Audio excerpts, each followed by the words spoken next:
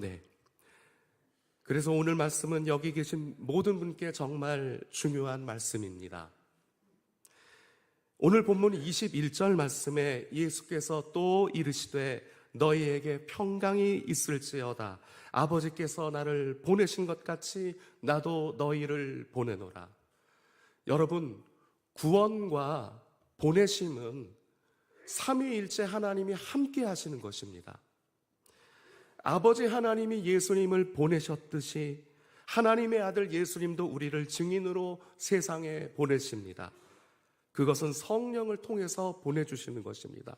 하나님 따로, 예수님 따로, 성령님 따로가 아니라 삼위일체 하나님이 서로 아름답게 동역하셔서 우리를 보내시고 구원의 역사를 이루십니다.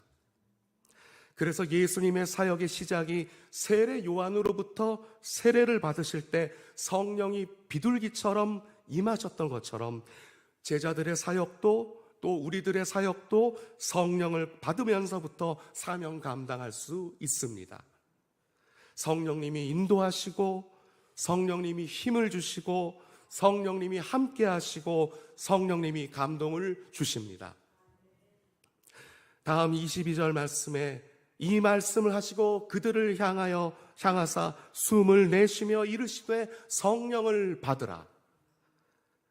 성령님은 생명의 근원이십니다. 성령님은 우리의 호흡이 되십니다. 성령님을 예수님이 후 하고 제자들에게 부으셨습니다.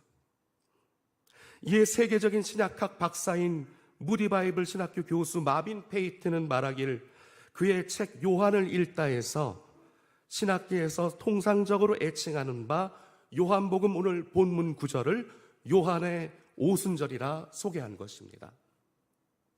그렇게 요한의 오순절의 서막을 연 후 예수님이 하늘로 올라가신 후에 모여 기도하던 제자들이 성령 충만을 받게 됩니다.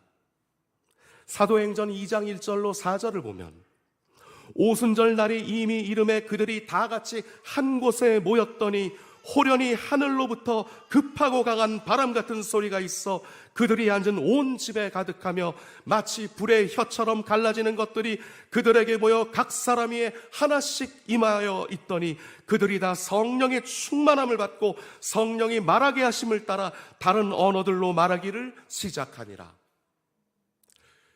그렇게 성령 충만을 받고 난 후에 베드로는 어떻습니까? 성령 충만한 사람이 되어서 예루살렘 성도들에게 오순절 설교를 하기 시작합니다. 증인 목격자로 말입니다.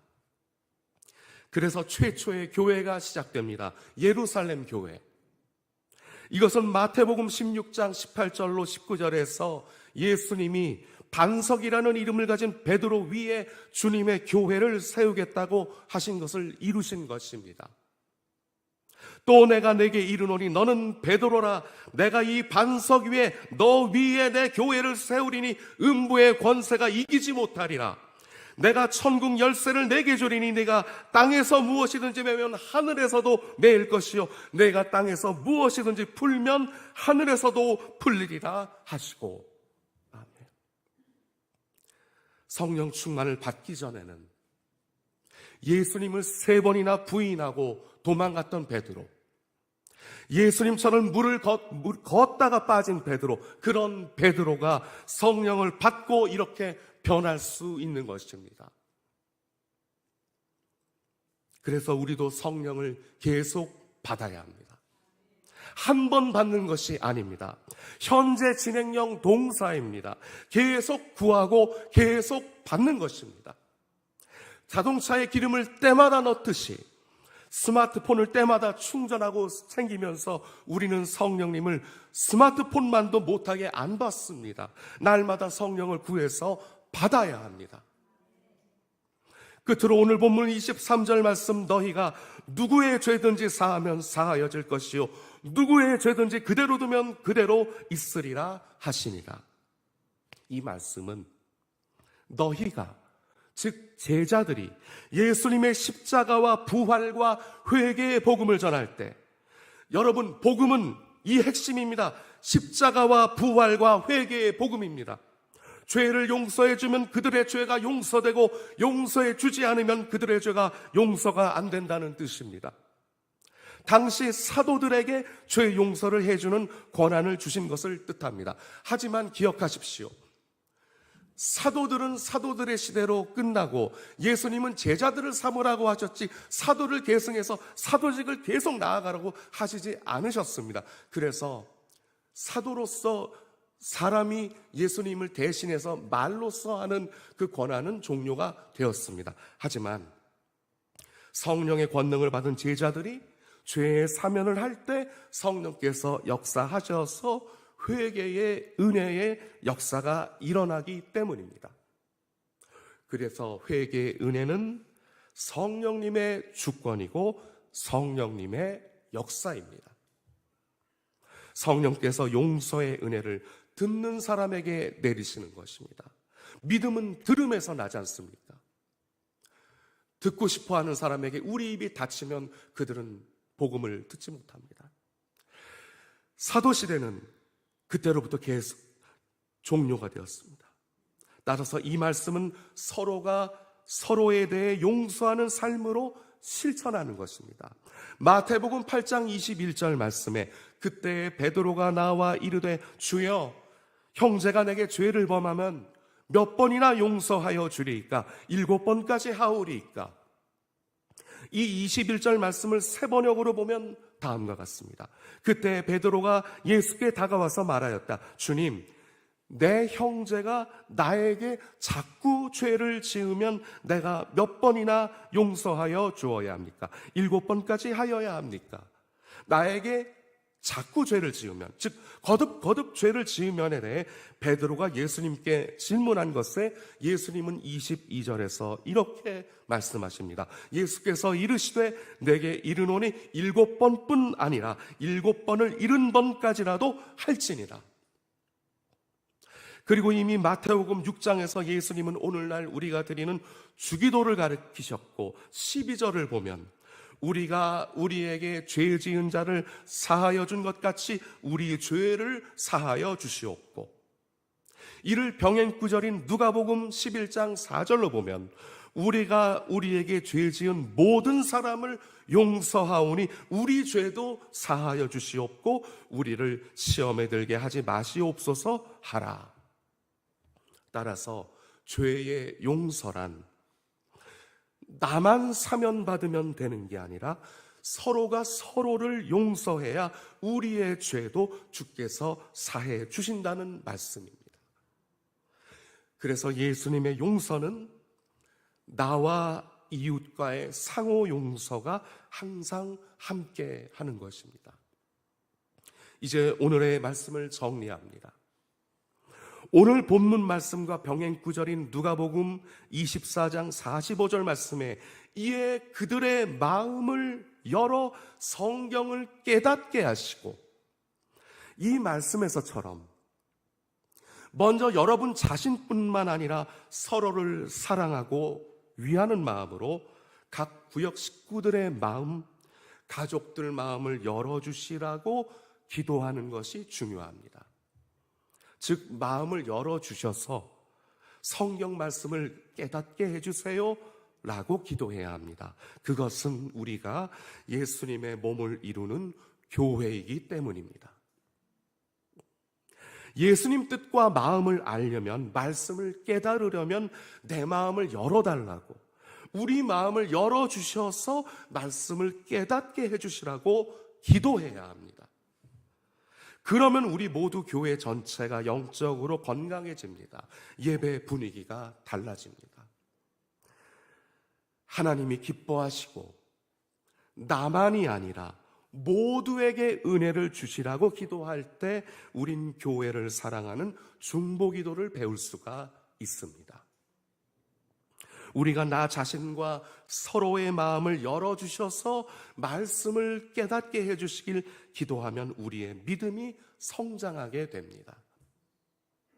로마서 10장 17절 말씀에 그러므로 믿음은 들음에서 나며 들음은 그리스도의 말씀으로 말미암았느니라. 아멘.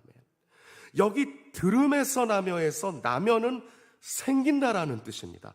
들으면 믿음이 생긴다.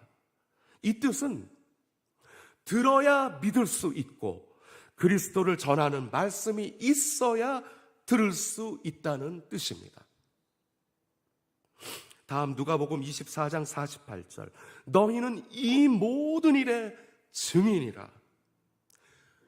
증인이라는 말은 목격자를 뜻합니다. 그럼 우리는요? 우린 그 시대에 없었지만 방금 전에 믿음은 들음에서 난다고 했죠. 마음을 열어주시면 깨달아진다고 했죠.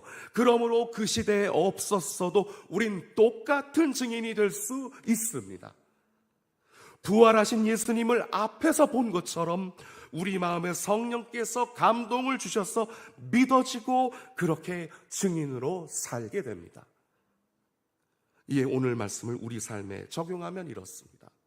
첫째로, 성령님께 내 마음을 열어주셔서 말씀을 깨닫게 해달라고 기도하는 신앙생활을 하십시오. 그리고 나만 그렇게 기도하지 말고 친구, 가족, 교회, 사회, 국가적인 회개와 말씀의 은혜가 되도록 중보 기도자가 되십시오. 둘째로, 예수님의 증인으로 사십시오. 예수님의 십자가 구원의 은혜와 부활의 소망의 복음을 전하는 증인으로 전도의 열매를 맺으십시오. 셋째로, 성령 충만을 구하며 사십시오. 성령 충만은 계속 구하는 것입니다. 계속 받는 것입니다. 현재형 동사입니다. 일회성이 아닙니다. 내가 전보다 은혜가 없는 것 같아. 내 믿음이 식었어. 이렇게 스스로 말할 때가 있으실 것입니다. 문제는 다 잘 아시는데 구하지를 않으십니다. 구하십시오, 성령님을. 찾으십시오, 성령님을. 두드리십시오, 성령님을. 진정한 회개와 성실함으로 의식하지 마시고 오늘과 순간을 기쁘고 감사하며 사십시오. 무서워하지 마십시오. 로마서 8장 15절 말씀에 너희는 다시 무서워하는 종의 영을 받지 아니하고 양자의 영, 입양의 영, 입양되었으니 우리가 아빠, 아버지라고 부르짖느니라. 이 로마서 8장 전체를 묵상하시고 육신을 따라, 육신의 생각을 따라 살지 않도록 믿음의 분투로서 승리하시길 바랍니다. 죄의 종으로부터 속량해 주셨습니다. 더 이상 죄로 인해서 종로로 타지 않으셔도 됩니다. 끝으로 로마서 8장 37절로 39절 말씀으로 오늘 말씀을 마칩니다. 그러나 이 모든 일에 우리를 사랑하시는 이로 말미암아 우리가 넉넉히 이기느니라. 내가 확신하노니 사망이나 생명이나 천사들이나 권세자들이나 현재일이나 장래일이나 능력이나 높음이나 깊음이나 다른 어떤 피조물이라도 우리를 우리 주 그리스도 예수 안에 있는 하나님의 사랑에서 끊을 수 없으리라. 기도하겠습니다. 하나님 은혜에 감사합니다. 제자들에게 나타나셨던 예수님, 그들의 헌신으로 복음이 2000년을 넘어와서 오늘에 이르게 하심을 감사합니다. 영원히 죽을 수밖에 없을 우리